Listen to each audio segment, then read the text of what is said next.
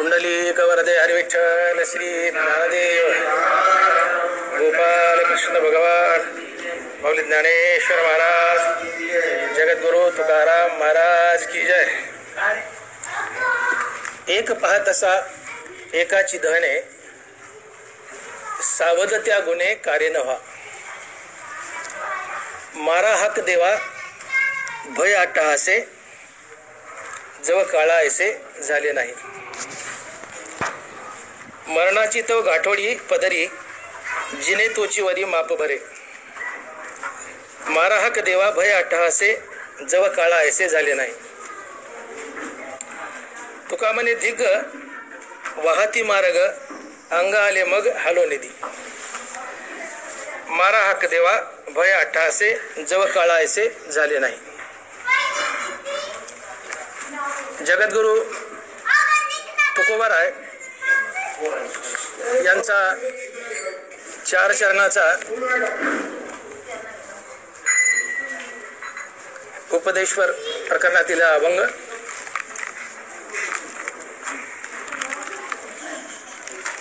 एक पाहत असा एकाची धने.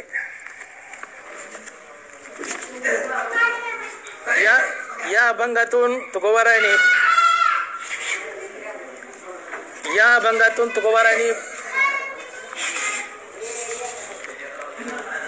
प्रामुख्याने आम्हाला एक संदेश दिलाय की माणसानं मृत्यूचं नित्य स्मरण ठेवावं. हा एकच संदेश आहे अभंगात. प्रामुख्यानं प्रत्येक मनुष्यानं आपल्या मृत्यूचं नित्य स्मरण ठेवावं. त्याचे फायदे काय होतात. रामदास स्वामी म्हणतात, एक मरे दुजा त्याचा शोक व्हाय. आपल्या समोर एक मनुष्य मरतो, जो मेलाय त्याचा आपण शोक वाहतो. एक मरे दुजा त्याचा शोक व्हाय. आपल्या समोर नातेवाईक असो, कुणी असो, परका असो, आपल्या समोर कुणीतरी मरतं आणि जो मेलाय त्याचा आपण शोक वाहतो, आयुष्यभर शोक वाहतो. पण एके दिवशी मीही मरेल आणि असाच या स्मशानात आणून जाळल्या जाईल, ही विवेक बुद्धी आमच्यात जागृत होत नाही. महाभारतात विषय येतो, तो यक्ष पांडवांना प्रश्न विचारतो की जगातील सर्वात मोठं आश्चर्य काय. 4 पांडवांना उत्तर देता आलं नाही, परंतु राजा युधिष्ठिराने अतिशय सुंदर उत्तर दिले. यक्ष बोलतो की युधिष्ठिरा, या जगातील सगळ्यात मोठं आश्चर्य काय. तर युधिष्ठिर म्हणतो, एका माणसापुढे दुसरा मनुष्य मरतो, त्याला स्मशानात नेतात, जाळतात आणि जाळून घरी येतात. स्मशानात आहे तोपर्यंत क्षणिक स्मशान वैरागी येतं माणसाला, पण स्मशानात जाळून आला की घरी आपल्या व्यवहारात गुंतो आणि मीही असाच एक दिवशी मरेल आणि याच स्मशानात जाळल्या जाईल याचा माणसाला विसर पडतो. आणि माणसाला आपल्या मरणाचा पडणारा हा विसर म्हणजे जगातील सगळ्यात मोठं आश्चर्य आहे. माणसाला आपल्या मरणाचा पडणारा विसर हे जगातील सगळ्यात मोठं आश्चर्य आहे. आणि हाच मरणाचा विसर आम्हाला पडू नये म्हणून तुकोबाराय आम्हाला अभंगाच्या पहिल्या चरणात सावध करतात आणि लिहितात, सावध त्या गुणे कार्य न व्हा. मारा हक देवा भय अट्टहासे. अरे बाबांनो, तुम्हाला मरणाचा विसर का पडलाय. मरणाचा विसर पडणं हे जगातील सगळ्यात मोठं आश्चर्य आहे. तो विसर पडू देऊ नका, त्यासाठी तुम्ही सावध व्हा. आणि अभंगाच्या पहिल्या चरणात महाराज म्हणतात की सावध त्या गुणे कार्य न व्हा. एक पाहत असे एकाची धने सावध त्या गुणे कार्य न व्हा. एका पुढे एक मनुष्य जाळल्या जातोय, त्याचं दहन चाललंय. आम्ही पाहत असतो स्मशानात मोठी गंमत असते की प्रेत जळत असते आणि प्रेताच्या बाजूला कुणी तंबाखू चोळतं, कुणी बिड्या वडतं, कोणाला क्षणिक स्मशान वैरागी होतं. मनुष्य तिथं बोलतो, अरे अरे अरे अरे मनुष्य पाण्याचा बुडबुडा आहे. महाराज बोलले आता, मनुष्य पाण्याचा बुडबुडा आहे. मनुष्य जन्माचं काही खरं नाही. मनुष्य जन्माचा घडीचा भरवसा नाही. आज आहे उद्या नाहीये. या संसारात काही राम नाही, संसार सोडून द्यावा. हे सगळं मनुष्य बोलत असतो, पण कुठपर्यंत? प्रेत जळेपर्यंत आणि स्मशानाच्या बाहेर निघेपर्यंत. याला स्मशान वैराग्य म्हणतात. स्मशानाच्या बाहेर निघाला, गाडीत बसला की तो विसरतो आणि पुन्हा संसारात गुंतल्या जातो. हे स्मशान वैराग्य का टिकत नाही? माणसाने पाहिलंय, आपल्यासमोर एक मढ जळतंय, त्याला जाळलंय, काही दिवसांनी मी इथंच आणून जाळल्या जाईल. ही विवेक जागृती आमच्यात का होत नाही? माणूस आपल्या मनाला काय विसरतो? तर याचं प्रमुख कारण मनुष्याच्या जीवनात असलेला विवेकाचा अभाव.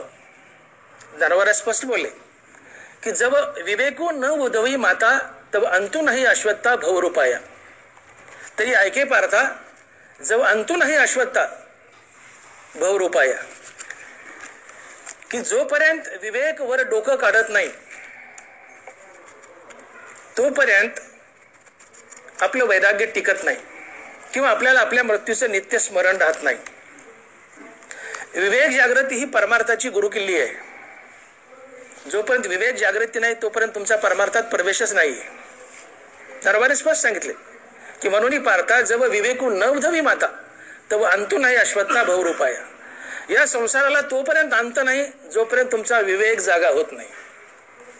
आणि विवेक जागा होणं म्हणजे मी नश्वर आहे, मी मरका आहे आणि परमात्मा अविनाशी आहे, सार आहे. याला विवेक जागृती म्हणतात. मग ज्या दिवशी आमचा विवेक जागा होईल त्यावेळेस आमचा खरा परमार्थात प्रवेश होईल आणि आम्हाला आमच्या मृत्यूचं नित्य स्मरण राहील. मग हा विवेक जागा करायचा तर तो कशाने होईल हे तुकोबाराय अभंगाच्या दुसऱ्या चरणात सांगतात की बाबानो, मारा हाक देवा भय अट्टहासे जव काळायसे झाले नाही. तू देवाला हाक मार, तुझा विवेक जागा होईल. दानवाने सांगितले की जोपर्यंत विवेक जागा नाही तोपर्यंत परमार्थात तुमचा प्रवेश नाही. किती कीर्तन करा, किती प्रवचन करा, किती ऐका, किती बोला, विवेक जागा नाही तोपर्यंत परमार्थात प्रवेश नाही. आणि म्हणून स्मशान वैराग्य टिकत नाही. आमच्या पुढे हजारो मडे जळतात, आम्ही अंत्ययात्रा करून येतो, परंतु ते मेंदूमध्ये फिट बसत नाही. का? तर विवेक जागृती नाही. आणि जोपर्यंत विवेक जागृती नाहीये तोपर्यंत तुमचा परमार्थात प्रवेश नाहीये, तुम्हाला देव भेटत नाही. कारण विवेक ही परमार्थाची गुरुकिल्ली आहे. विवेकाशिवाय वैराग्य हे लंगडं असतंय. मग हाच विवेक कसा जागा करायचा? तर तुकोबाराय म्हणतात की देवाला हाक मार, देवाला हाक मार, विवेक जागा होईल. नामे होय जे विरक्त, नामे निर्मळ होय चित्त, नामे साधे गुणातीत, नामे निर्मुक्त भवपाश. नामाने विवेक वैराग्य येतं, नामाने निर्गुण अवस्था येते, नामाने अंतकरणाची शुद्धी होते. नाथ महाराज बोलले नामे होय जे विरक्त, नामे निर्मळ होय चित्त, नामे साधे गुणातीत, नामे निर्मुक्त भवपाश. नामानं विवेक जागृती होते, नामानं वैराग्य येतं, नामानं दुष्कृत्य वळून पडतात. नामाचे अनेक फायदे. काय नव्हे केले एका चिंतेने, एका चिंतिता विठ्ठले. तुकोबाराय आम्हाला सांगतात की तुम्ही मृत्यूचं नित्य स्मरण ठेवा, मृत्यूला विसरू नका, मृत्यूला विसरू नका. यासाठी विवेक जागृती हवी आणि विवेक जागृती हरिनामानं होते आणि मृत्यूच्या नित्य स्मरणानं होते. विवेक दोन गोष्टीमुळे जागा होतो, भगवंताच्या पवित्र नामामुळे आणि मृत्यूच्या नित्य स्मरणामुळे. मग विवेक जागा करायचा तर देवाला हाक मार म्हणले, अर्थात देवाच्या नावानं विवेक जागृती होते आणि मृत्यूच्या नित्य स्मरणाने विवेक जागृती होते. तर पहिलं कारण देवाच्या नामानं विवेक जागृती होते. म्हणून अभंगाच्या दुसऱ्या चरणात महाराज म्हणतात की तुम्ही देवाला हाका मारा, तुमचा विवेक जागा होईल, विवेकामुळे वैराग्य येईल, ते टिकेल आणि तुम्हाला देव भेटेल. आता देवाला हाक मारा म्हणले तर देवाला हाक कशी मारायची? की उपजली या बाळकाशी नाव नाही तयापासी, ठेविलेनी नावेसी ओ देत उठी. एखादं बाळ आहे, त्याला जन्मताच नाव नसतं, परंतु काही दिवसांनी त्याचे आईवडील त्याचं नाव ठेवतात आणि नाव ठेवल्यानंतर ते ओ देतं. आता माझ्यासमोर सुगा चव्हाण सर बसलेत.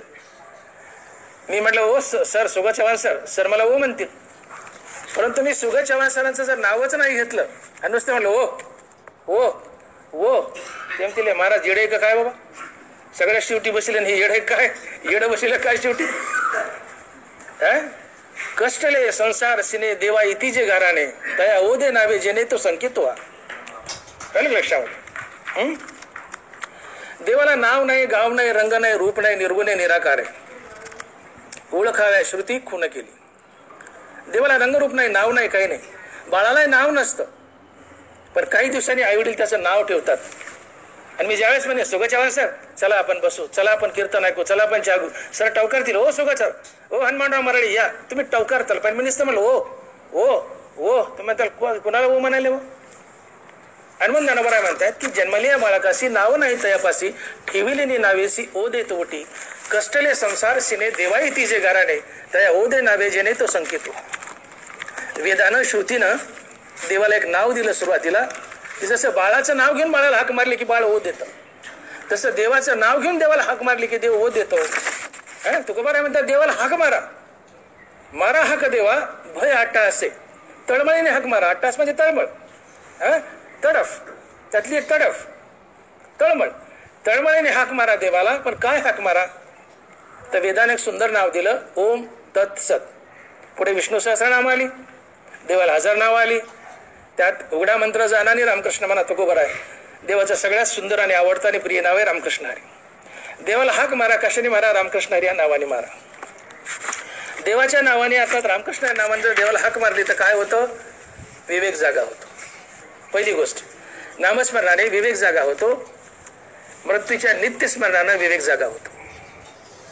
मृत्यूच्या स्मरणाचे फायदे काय कर? या अभंगात फक्त मृत्यूचं स्मरण ठेवा, हाच गाभा या अभंगाचा. मृत्यूला विसरू नका. मृत्यू डोळ्यापुढे ठेवून जगा, हाच यातला मतितार्थ या अभंगातला. मृत्यूचं नित्य स्मरण ठेवा, हा अभंगाचा सार आहे. मृत्यूचं नित्य स्मरण ठेवलं तर काय होतं? पहिली गोष्ट, तुमची दुष्कृत्य गळून पडतात.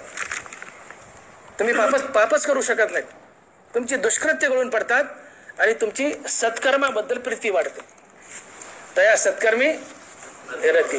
मृत्यूचं नित्य स्मरण ठेवा, तुमची दुष्कृत्य गळून पडतात आणि तुमच्या जीवनात पुण्यकर्म येतात आणि तुम्ही पुण्यवंत बनता.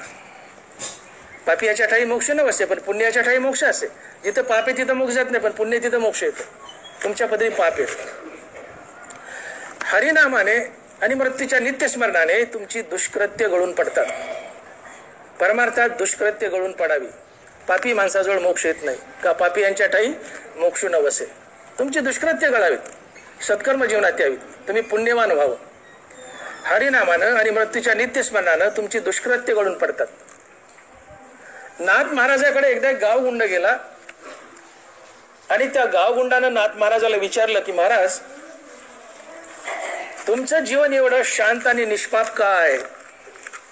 आम्हाला तुमच्यासारखं शांत आणि निष्पाप का जगता येत नाही? काय प्रश्न केलाय की महाराज तुमचं जीवन एवढं निष्पाप का आहे? नाथ महाराज म्हणाले, बाबा माझं घडीभर सोड, तू खाली बस, मी तुझं भविष्य सांगतो. आणि नाथ महाराजांना त्याला भविष्य सांगितलं की माझं सोड, तुझं भविष्य सांगतो, आजपासून 8 दिवसानं तू मरणार आहे. शब्द नाथांचा आहे. हपकलं ते, उठलं, घरी गेलं. महाराज म्हणले तुला 8 दिवसात काय करता येईल कर, 8 दिवसांनी तू मरणार आहे. प्रश्न काय केलाय? महाराज तुमचं जीवन एवढं शांत काय आणि तुमच्या जीवनात दुष्कृत्य का नाही? तुमची दुष्कृत्य कशा निघाली? तुमचं जीवन दुष्कृत्य रहित का आहे? जीवनातून दुष्कृत्य घडावीत. दुष्कृत्य घडाले मी सत्कर्म येतील, पुण्यकर्म येतील, परमार्थात खरा प्रवेश होईल. महाराज तुमच्या जीवनात दुष्कृत्य का नाही ना आमच्या जीवनात दुष्कृत्य का आहेत? तुमचं जीवन एवढं निष्पाप का आहे? महाराज म्हणले बस खाली, माझं सोड, तुला सांगतो 8 दिवसांनी तू मरणार आहे. ते घरी गेलं. अन्न पाणी वर्ज्य केलं. शब्द नाथ महाराजाचा आहे, तुमचा आमचा नाहीये. पलंगावर पडलं, फॅनकडे बघायला, अन्न पाणी बंद. बायका मुले म्हणले काय झालं? म्हणजे नाथाने सांगितलं 8 दिवसात तू मरणार आहे. बायका पोरांच्या आग्रहास्तव एखादा पाण्याचा गोठ, एखादा अन्नाचा घास घशाच्या खाली उतरत होता. 8 दिवस अन्न पाणी बंद. सारखा मृत्यू डोळ्यापुढे दिसायला. मी 8 दिवसांनी मरणार. पहिला गेला, दुसरा दिवस गेला, तिसरा गेला, 7 दिवस गेली. डोळ्यापुढे एकच मरण, मरण. मृत्यू डोळ्यापुढे ठेवलाय, मरण, मरण. मी 8 दिवसांनी मरणार आहे. डोळ्यापुढे फक्त मरण. 8वा दिवस उजाडला. तो नाथांकडे गेला पुन्हा महाराजाकडे. म्हणले महाराज 7 दिवस झाले, आता 8वा दिवस आलाय, मी आज मरणार आहे, मला माझ्या काय उद्धाराचा मार्ग सांगा. नाथ महाराज म्हणाले बस खाली. तो खाली बसला. म्हणले बघ तू मरणार बिरणार काही नाहीयेस, मी तुला खोटं सांगितलं होतं. म्हणजे काय म्हणता महाराज? म्हणले हो तू मरणार वगैरे काही नाही, मी तुला खोटं सांगितलं होतं.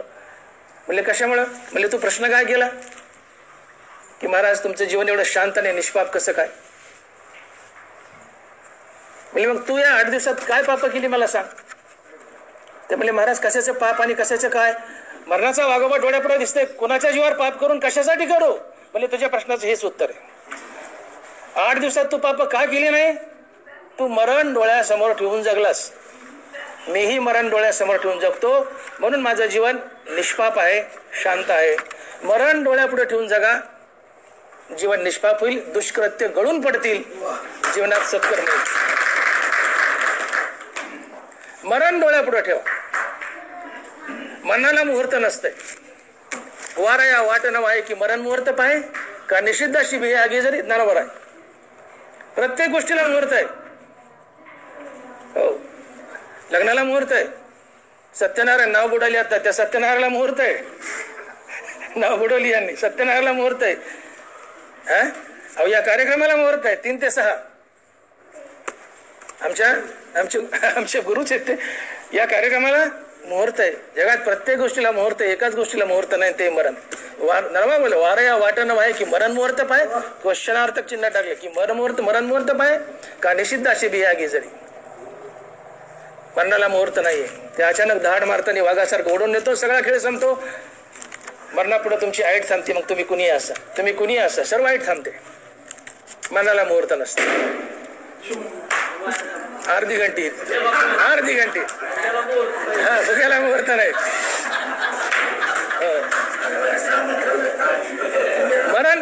मरण अचानक येतं, ओढून नेतं.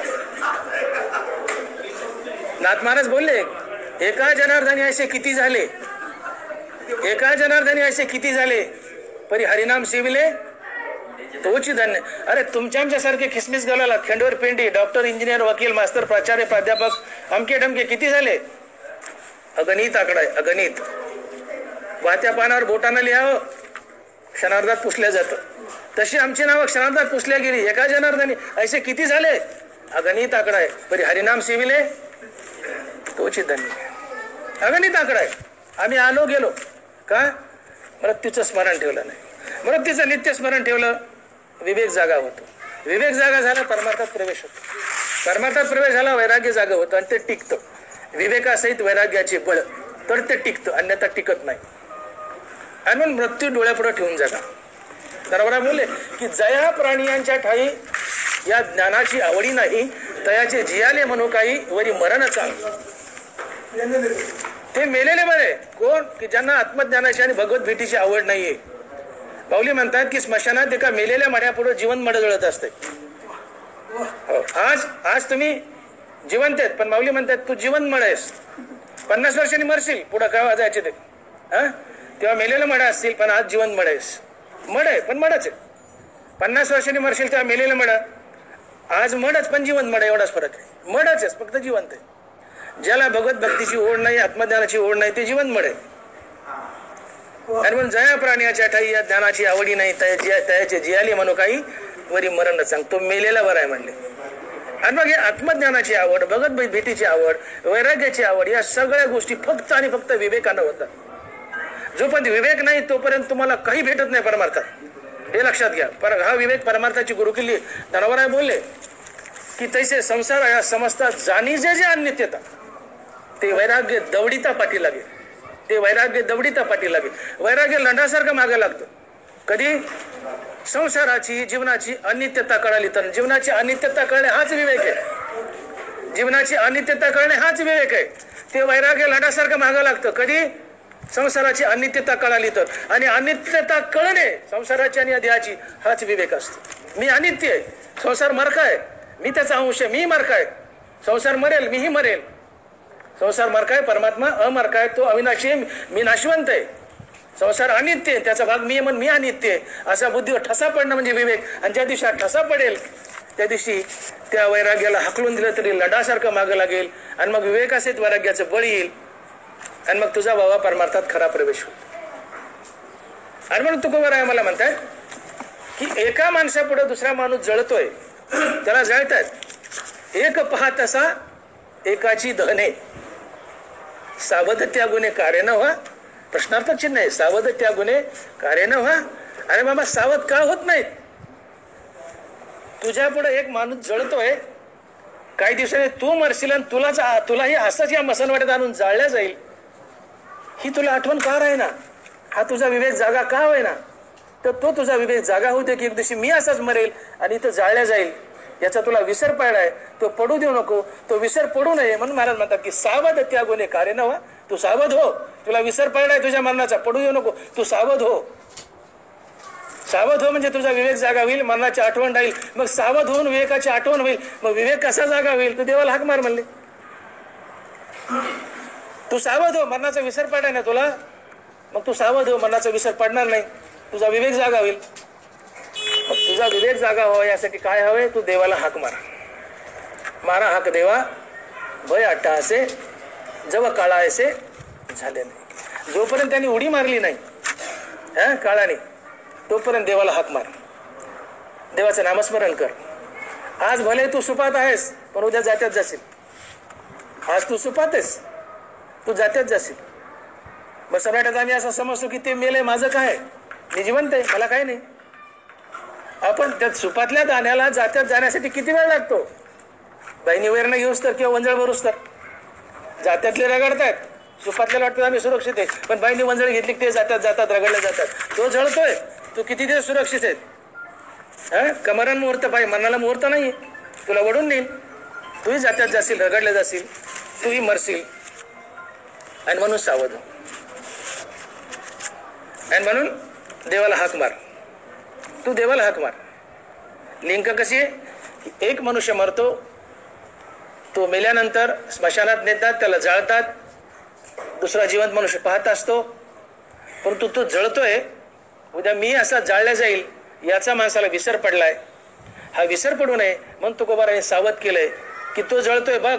एक पाहत असा एकाची दहने, बघतोयस बघ, काय बघतोय? दहन बघतोय त्याचं. एक पाहत असा एकाची दहने, त्याला जाळताय, तू बघतोयस, पण तू विसरलाय. तू जळशील असाच, हे काय विसरलात? हे विसरू नको, यासाठी सावध हो. सावध त्या गुणे कार्य न व्हा. तू सावध हो, तुलाही असंच जाळल्या जाईल. मग सावध होण्यासाठी कशाची आवश्यकता? विवेकाची. मग विवेक कशाने येईल? तर देवाचं नाव घे, देवाला हाक मार. रामकृष्णारी म्हण, मारा हाका देव, मारा मारा मारा मारा हाका देवा भय अट्टा असे. देवाला हाक मार विवेकी. जीवनात विवेक आला, नामस्मरण आलं, मृत्यूचं नित्यस्मरण आलं की विवेक येतो. विवेक आला की वैराग्य येतं, श्रीगुरु येतो, आत्मज्ञान येतं, मोक्ष मिळतो. आणि म्हणून देवाला हाक मारा. तात्पर्य शेवटी आपण कुठे येऊन पोहोचतो की भगवंताचं नामस्मरण करा, रामकृष्ण नामाचा जाप करा. तुझ्या जीवनात मृत्यूचं नित्यस्मरण आणि भगवंताचं नाम, या दोन गोष्टींनी विवेक जागा होईल. पुढची प्रक्रिया आपण बोललो अनेकदा, तुला भगवंताची भेट होईल. आणि जर तू देवाला हाक मारली नाहीस आणि मृत्यूचं नित्यस्मरण ठेवलं नाहीस, तर मग मरणाचं गठोडं घेऊनच आलायस म्हणले तू. मरणाची तो गाठोडी पदरी जिने तोची वरी माप बरे. प्रत्येक मनुष्य जन्माला येताना मृत्यूचं तिकीट काढून येतो. जन्माला येताना मृत्यूचं तिकीट काढून येतो. हो, मौत की हर एक के साथ रिश्तेदारी है. मौत की हर एक के साथ रिश्तेदारी है. आज किसी से तो कल किसी से. मृत्यूचं प्रत्येकासोबत एक अतूट नातं आहे. फक्त फरक एवढा आहे, ते आज कुणासोबत आहे तर उद्या कुणासोबत आहे. आणि म्हणून मृत्यू हे जीवनाचं अंतिम सत्य आहे. मरायचंय तो मृत्यूचं तिकीटच काढून आलास, पण कधी देवाचं नाव घेतलं नाहीस तर, देवाला हाका मारल्या नाहीस तर. देवाला हाका मार. कशा मार? अट्टासाने मार, टाहो फोडून मार, तळमळीनं मार. देवाचं नाम जप कर, तुझं मरण टळेल. जन्म मरणाच्या फेऱ्यातून बाहेर पडशील, मुक्त होशील. पण देवाला हाक नाही मारलीस, देवाला हाक नाही मारली, आता नामस्मरण नाही केलंस, अर्थात नामस्मरण नाही केलंस, तर मरण पदरी घेऊनच आलेलंस. तू तिकीटच काढून आलेस, तुला मरावं लागेल. कुठपर्यंत जगशील? जोपर्यंत माप भरत नाही, तुझं आयुष्य संपत नाही तोपर्यंत जगशील. मरण आहेच हे पत्रात बांधलेलं, ती तुला घेऊन जाईल. आणि म्हणून जगात तुमची कुणी जरी वाट पाहत नसलं तर एक माणूस वाट पाहत असतो, गडोगडी काळे याची. तो एकटाच वाट पाहत असतो. कोणी वाट पाहू की नाही पाहू, घरी बायको नाही, पोरं नाही, कोणी वाट पाहत नाही, एकच वाट पाहतो, गडोगडी. हो, सगळ्याला पाठ गडोगडी काळे याची वाट पाहे. अजून किती आहे उगा फुटूस तर, अजून किती आहे अवकाश, रामदेव महाराज अजून किती आहे अवकाश? हो का फोटो सर? ते फुटत नाही, ते म्हणते बोल अजून किती आहे अवकाश. म्हणून जाग होण्याची आवश्यकता आहे, शान होण्याची आवश्यकता आहे. आणि मग तू बाबा नामस्मरणाला लाग, अन्यथा मरण तुला घेऊन जाईल. आणि नाम सोडून जर इतर मार्गाला लागशील, योगाच्या अनेक जे मोक्षाचे अनेक मार्ग आहेत, ते आपल्याला बोलायचे नाही, अनेक मार्ग आहेत, पण सगळ्यात सोपा सुलभ नामस्मरणाचा मार्ग आहे.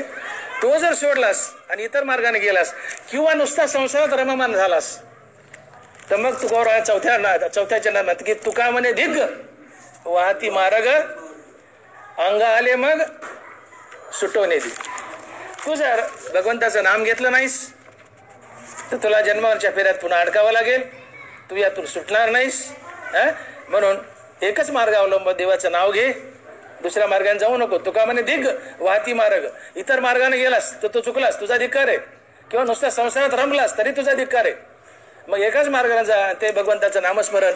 आणि ते जर केलं नाहीस तर मग अंग आले मग सुटवणे दे. ते मरण येईल आणि तुझ्या बोकांडी बसल, मरण येईल तुला मिठी मारील. अंग आले मग सुटवणे दे, ते कवटाळेल, तुला आवळेल, ते सुटू देणार नाही, तुला घेऊन जाईल, तुझा सगळा खेळ संपेल. आणि म्हणून सारासार विचार अभंगाचा असा आहे की बाबांनो, एक पाहत असा एकाची धने, सावध त्या गुणे कार्य नवा. मारा हाक देवा भय अट्टहासे, जव काळायसे झाले नाही. मरणाचे तो गाठोडे पदरी, जिने तोची वरी माप भरे. तुका म्हणे दिग्ग वाहती मार्ग अंग आले मग हलवले दी. की बाबांनो, स्मशानात एका माणसापुढे दुसरा माणूस जाळला जातो, तसं काही दिवसांनी मी मरेल आणि मलाही या स्मशानात असंच जाळल्या जाईल. ही जाणीव ठेवा, ही आठवण ठेवा, ही विवेक जागृती होता, याचे स्मरण ठेवा. तर तो मेला त्याला जाळतात, हे तू काय विसरतो? तुलाही जाळल्या जाईल, तू विसरू नको.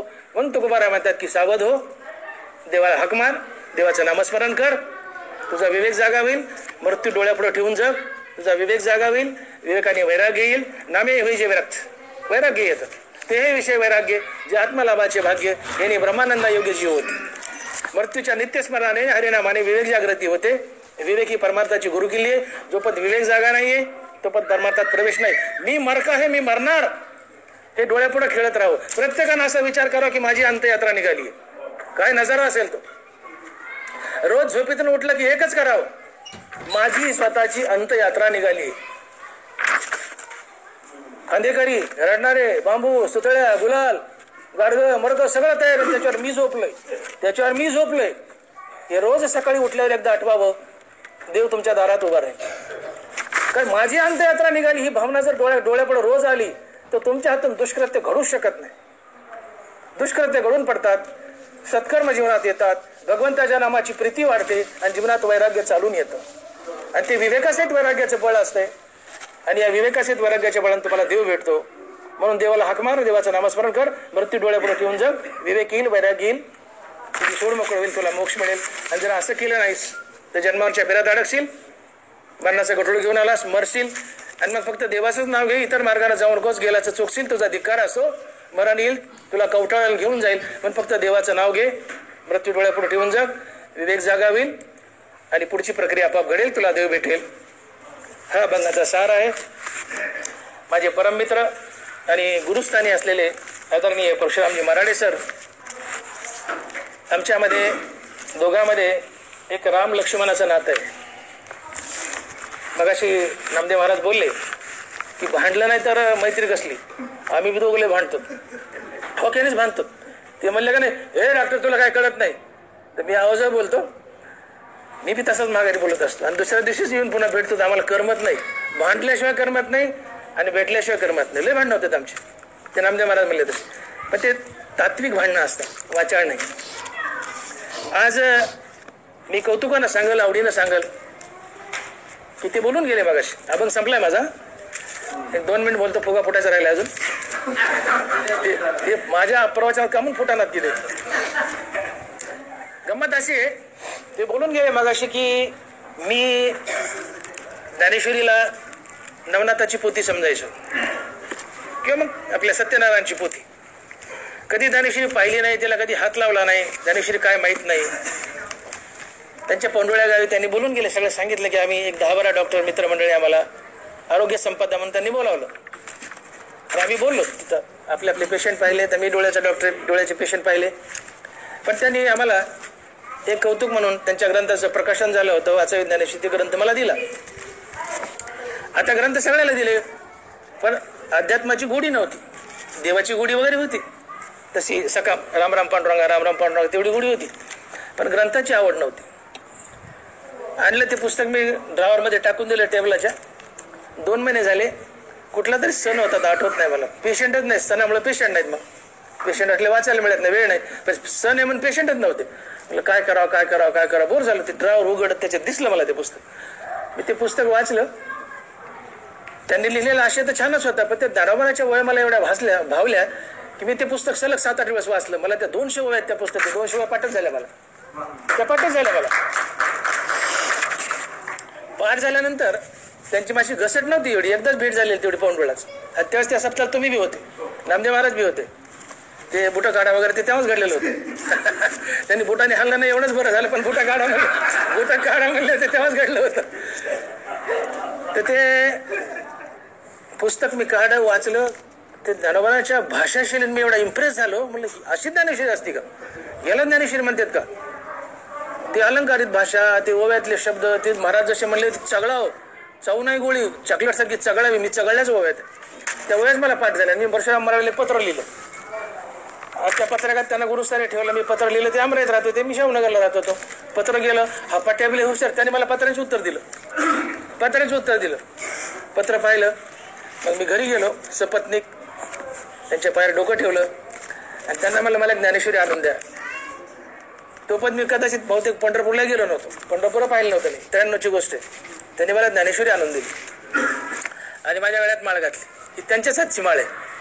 त्यांनी माझ्या गळ्यात माळ घातली आणि योग असा आला की ते बाबरी मशीद पाडली होती, त्यावेळेस दंगल झाली होती. बीड बंद होता, संचारबंदी होती 15 दिवस का महिनाभर बीडमध्ये. जसं MBBSला पुस्तक वाचावं, MBBSचे पुस्तक आमचे MSMDचे, तशी मी ज्ञानेश्वरी महिनाभर रात्रंदिवस जागून वाचली. उठकी ज्ञानेश्वरी. ज्ञानोबाला काय म्हणायच्यात मी असे समजून घेतला महिनाभरात. आश्चर्य सांगत नाही, त्या एका महिन्यात मला अर्धी ज्ञानेश्वरी पाठ झाली. अर्धी ज्ञानेश्वरी. आणि मग त्या ओव्या माझ्या जिभेवर खेळायला लागल्या, नाचायच लागल्या ओव्या. ते वाघिणीचं दूध आहे, सळसळ करायला लागलं. त्यांनी पुन्हा अमरावतीत भगवान बाबा प्रतिष्ठानचा एक सप्ताह ठेवला होता. हे प्रतिष्ठान पुन्हा झालं, तर ते प्रतिष्ठान आधी होतं त्यांच्याकडेच अमराईमध्ये. आणि त्या सप्ताहात मला डोळे तपासायला बोलवलं त्यांनी. आकाशाचे डोळे फोळे मी घेतली, गोविंद केलं प्रवचन सनाट. ते पेशंट दिले फेकून. 1 तास बोललो मी. ते वळवळ करत होतं मला, ते पाठांतर सगळं. 1 तास बोललो मी. तर तिथं बरेचसे महाराज प्रवचनला होते. माझ्या 10 का 15 तारखा बुक झाल्या. आमच्या सप्ताहाला ते ओव्या अशा, आज मी जास्त ओव्या टाकल्या नाही, वेळ कमी होता. मी पाण्यासारख्या ओव्या टाकल्या त्याच्यात, सणा. ते पाठांतर पाहून त्याचा आशय पाहून हिरलेकर मॅडम बी होत्या, बरेच लोक होते त्या. तर ते एवढे इम्प्रेस झाले की माझ्या तारखा बुक झाल्या. पुढे ते हे चालू राहिलं, वाढत गेलं. आज आहे. मला सांगायचं एवढं की जे काय घडलोय मी, आता अभ्यास माझाच आहे. त्यांनी काय मला बोटावरून शिकवलं नाही, काय माझं मिस केलं. कदाचित गेल्या जन्मात मी नामदेव महाराज शेट्टीकर बी असू शकतो, मागच्या जन्मातला. उदाहरण सांगायचं मला, गेल्या जन्मात मी एखादा महाराज असेल, या जन्मात डॉक्टर आहे. माझी नुसती आवृत्ती झाली ज्ञानेश्वरी, मी वाचली. अभ्यास माझा गेल्या जन्मातलाच, फक्त रिव्हिजन मारली. ते एवढं पाठांतरावर सोपं नाही ना. ते तुम्ही तपाशा करूनही साधना करूनही पाठवत नाही, ते सहज पाठ झालं. मी ओवी पाठांतर घेतली की 15 मिनिटात ओवी पाठ होते. मराठी सरांनी मला अभंग दिला. दुसऱ्या दिवशी मी त्याने म्हणून दाखवलं. मला पाठ नव्हता आधी, दुसऱ्या दिवशी मी म्हणून दाखवलं. ते म्हणले वा वा वा वा वा अभंग भल्या पाठ व्हायला तुम्हाला झालं का? मला घ्या म्हणून मी म्हणून दाखवला. मला म्हणले 1 पाटी आहे. तर मला सांगायचे की मरणे सरासारखी माणसं, त्यांना 6th सेन्स जागा आहे त्यांचं. आपल्याकडे 5 सेन्स आहेत, परशुराम महाराजांमध्ये 6th सेन्स असे. तर जो मनुष्य अतिबुद्धिमान असतो, अति हुशार असतो, तो वेडा असतो. त्यातला हा माणूस अर्धा वेडा आहे. ते मला मारील, संपलं माझं प्रवचन, मला मारीत का नाही.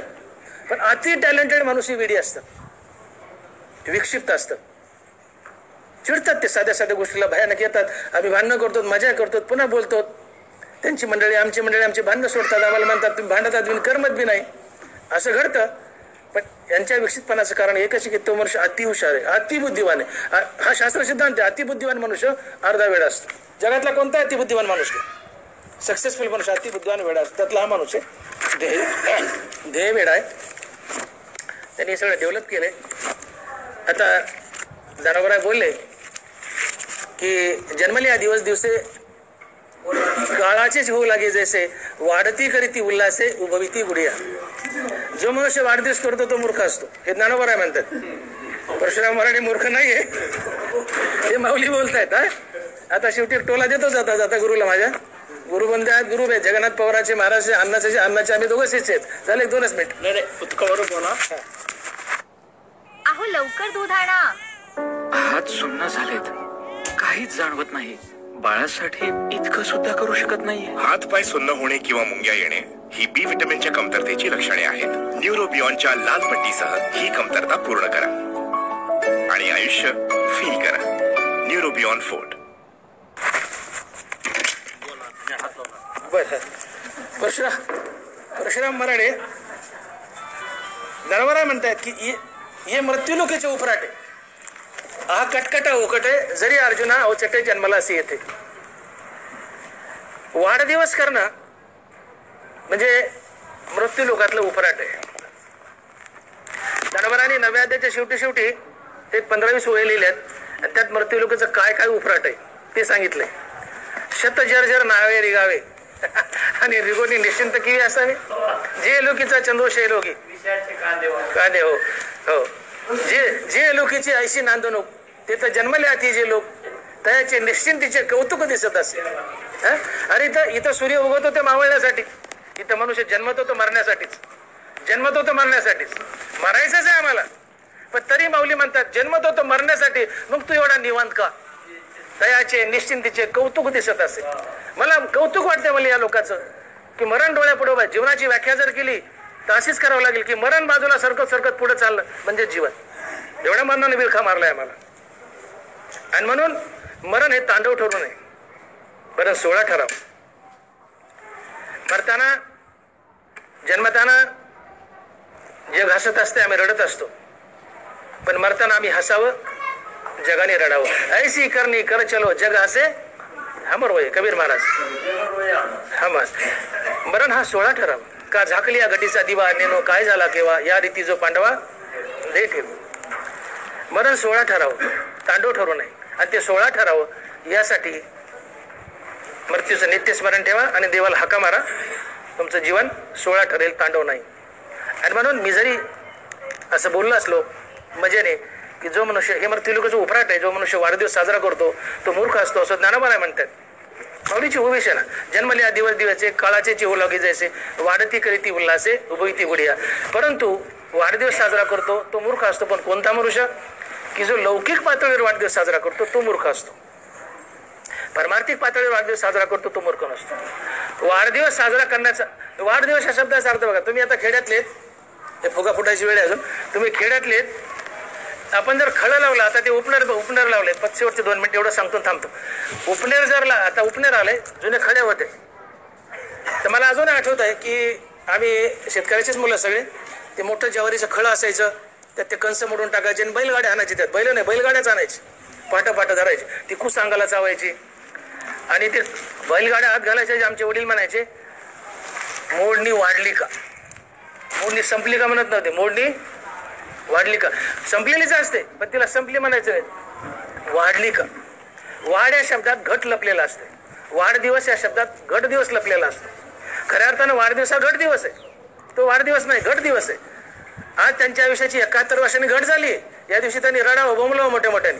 पण कधी लौकिक पातळीवर जर वाढदिवस साजरा केला तर डीजे लावून, बॅनर लावून, किंवा ते कोणी म्हणलं ना केक मध्ये तोंड घातलं होतं तसा केक कापून जर वाढदिवस साजरा केला तर तो मूर्ख आहे. ज्ञानोबराय मूर्ख जरूर म्हटले. जो वाढदिवस साजरा करतो तो मूर्ख असतो. पण कोणता? लौकिक पातळीवर वाढदिवस साजरा करणारा. परंतु जो परमार्थिक पातळीवर वाढदिवस साजरा करतो तो खरा वाढदिवसाचा हकदार आहे. कारण लौकिक आयुष्य वाढू शकत नाही, वाढतं ते परमार्थिक आयुष्य. आणि म्हणून अल्पोदेकीचा मासा हे न अटी असा, न वचेची गाजायचा अगाध डोहा, न वचेची गाजायचा अगाध डोहा. जो मनुष्य, माशाला काय वाटतं डबकं हटायचं नाही, मग ते डबक्यात राहतं, समुद्रात जात नाही. तसा जो मनुष्य या जीवनातून आत्मस्वरूपाच्या अगाध समुद्रात गेलाय त्याचं आयुष्य वाढतं आणि तो वाढदिवस करण्याचा हकदार असतो. लौकिक माणसाचं आयुष्य कमी होत चाललं. त्याने जर साधा वाजर वाढदिवस केला असता लौकिक पातळीवर तर 71 वर्ष संपले, अजून 29 वर्षांनी ते या जगात नसतील. सुळावर द्यायचंय, सन्मुख झाला सुळा, धनावरा म्हणतात. सन्मुख झाला सुळा, अति धावताय चपळा. सुळावर द्यायचंय, पळत चालले, मरण जवळ आले. 1 वर्ष गेलं, मरण जवळ आले. पण लौकिक पातळीवर, पारमार्थिक पातळीवर तुम्ही आत्मस्वरूपाच्या आघात डोहात चाललेत किंवा गेलेत तर तुम्हाला कोण मारणार आहे? आणि म्हणून तो घडदिवस नसून वाढदिवस असतो. लौकिक पातळीवर घडदिवस आहे, संपलं. एक काळ तुमचा 1 वर्षाचा तुकडा आयुष्य खाऊन गेलाय. पण पारमार्थिक पातळीवर तुमचं आयुष्य वाढले, तुम्हाला कोण मारणार आहे? आता आघात डोहात गेलात तुम्ही आत्मस्वरूपाच्या. आणि म्हणून पारमार्थिक पातळीवर वाढदिवस साजरा करण्याचा तुम्हाला हक्क आहे आणि त्यांनी तो केला आहे. आणि म्हणून हे मृत्यू लोकांच्या उपराटात बसत नाही किंवा त्यांना मूर्खही म्हणता येत नाही. ते शहाणे आहेत, चतुर आहेत. आणि आजच्या या प्रसंगी आणि मंगल दिनी कुठला संपला या मंगललाच आलोय मी आता. आजच्या मंगल प्रसंगी मराळे सरांना 100 वर्षाचं ते शतावी होत, जीवेत शरद शतम वगैरे आपण जे म्हणतो तसं 100 वर्ष आयुष्य लाभो, त्यांची उत्तरोत्तर प्रगती हो. आम्ही सगळे तुमच्या पाठीमागे आहेतच. शिवाय फरशीचे टेन्शन घेऊ नका. सगळेजण फरशी बसून देतील, घाबरू नका. आज जे आले ते सगळे फरशीसाठीच आलेत, वाढदिवसासाठी कोणी आलेलंच नाहीये. त्याच्यामुळे तेही टेन्शन घेऊ नका. नामदेव महाराजाला तुम्ही 1000 रुपये दिले, तेही 1000 रुपये देऊन जातील, घाबरू नका. नामदेव महाराजाला मी बी 1000 रुपये दिले पण विसरले ते. मी एकदा प्रवचन केलं, डिक्लेअर केलं आणि डिक्लेअर करून 2-4 महिने दिलेच नाही. ते आले बसले माझ्याकडे दवाखान्यात, 1000 रुपये काढा म्हणले. तुम्ही घोषणा केलेली, मी लगेच काढून दिले. नामदेव महाराज आमचे फार क्लोज फ्रेंड आहेत. आम्ही जवळचे मित्र आहोत. गिरधारी महाराज, नामदेव महाराज, सुगत चव्हाण सर, नाना गौरव रसा सर, सगळे सवंगडी आहोत. विषय संपलेला आहे. तर परशुराम मराळे सरांचं कार्य अतिशय वंदनीय आहे. कधी मध्ये ते तुमच्यावर चिडले तर मी म्हटलं तो अर्धा वेळा मनुष्य, कारण अतिशय बुद्धिवान आहे. हे बुद्धिवान म्हटल्यामुळे त्यांना राग यायचा नाही. म्हणलं त्यांनी हल्लं असतं मला, पण ते पुढे बुद्धिवानात लावलंय मी. त्याच्यामुळं सरांचं फारसं मनावर घेऊ जाऊ नका. आपण एकच आहोत, एकमेकाला धरून चालू. उत्तरोत्तर त्यांची प्रगती हो, त्यांचं जीवन फुलो, त्यांना भरपूर आयुष्य लाभो हीच पांडुरंगाची प्रार्थना करून माझ्या सेवेला पूर्णनाम देतो. पुंडलिक वरदे विठ्ठल, गोपाल कृष्ण भगवान, बाबा ज्ञानेश्वर महाराज, जगद्गुरु तुकाराम महाराज की जय. विठ्ठल विठ्ठल विठ्ठल विठ्ठल विठ्ठल विठ्ठल.